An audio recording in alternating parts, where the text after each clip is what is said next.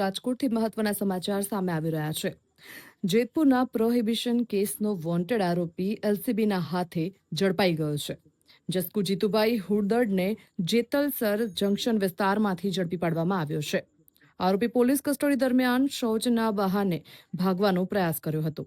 ભાગતી વખતે હાઈવે પર પુલની રેલિંગ સાથે પગ અથડાતા આરોપી ઈજાગ્રસ્ત બન્યો અને પાછળ દોડી રહેલી એલસીબી ટીમે આરોપીને ફરી ઝડપી લીધો હતો.